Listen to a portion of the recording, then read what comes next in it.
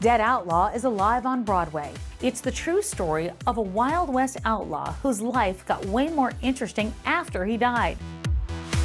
I want to hear the backstory of this story because I think that there's much to tell, and there's a lot of people don't know about this because it's based on a true story. First step, you can just do a deep dive on the internet of Elmer McCurdy. Yeah. It's an amazing story. This guy who sort of had a troubled childhood in the late 1800s, and he tried a few times to live a good life, and he just couldn't get it right. And he falls in with a sort of gang of train robbers and is not very good at that either, and then eventually is shot and killed, and that's when his success story really takes off. So where do you start the story? We start the story at the very beginning in his childhood, and we take you all the way through to his burial, which was 70 years after he was killed. Oh my gosh. All right, so let's go into that part. Let's go into his success part of his story. So yeah, he ends up in this coroner's office, and he went by a lot of aliases when he was a train robber, and so no one came to claim his body until the woman that he was seeing in this small town, she came because she saw a name in the paper that she recognized and identified the body, but there was no family, so they couldn't legally release it. So the coroner ends up keeping the body because people start coming in and saying, oh no, no one died. I heard you have a train robber here. Can I see him? And so he starts charging people to see this body.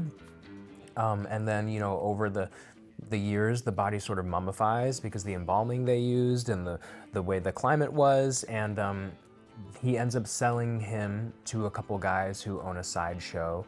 The Patterson brothers, they were real people and really bought his body.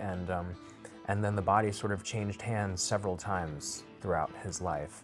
And different things, sideshows, a movie producer owned him and actually put him in some movies. He's in some movies.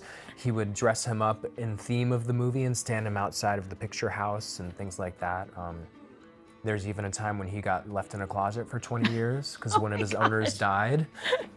And that's when it was sort of forgotten that he was a real person. Right. And that's how he ended up hanging naked, painted red from a noose in a funhouse, until they were shooting an episode of The $6 Million Man in that funhouse. A crew person went to move the mummy to get a shot, and the arm broke off. And there was human bone, and then the investigation started.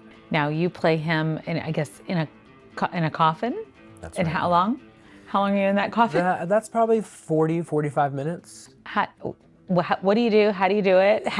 Do you blink? I do blink. You know, some nights are easier than others. Yeah. If I have dry eyes that day or things like that, that makes it a little harder.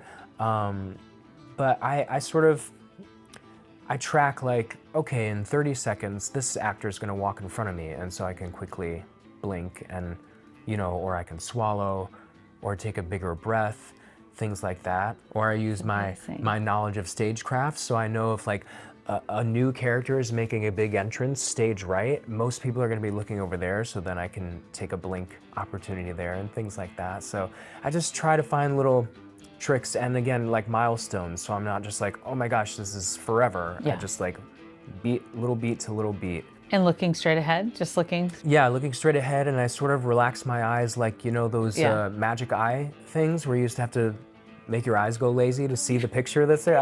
I kind of do that a little bit. What makes you so excited about sharing this with the audience? As a person who's done theater for my whole life since I was 10 years old, I'm so excited about this show because it really is unique, individual, different. You know, there's nothing else like it, and there's not ever been anything like it. Because of this great creative team, you sort of get a hybrid of a play and a musical and a rock concert all in one night. I remember when I first read the script, the very first page, are these beautiful lyrics of this song about nature and longing in life, and then the first line at the bottom of the page, I guess I'm gonna say it. All right, boys, let's go rob the train. So and that is like the show right there. It's like this beauty and longing versus these sort of like jagged edges and sharpness. Yeah.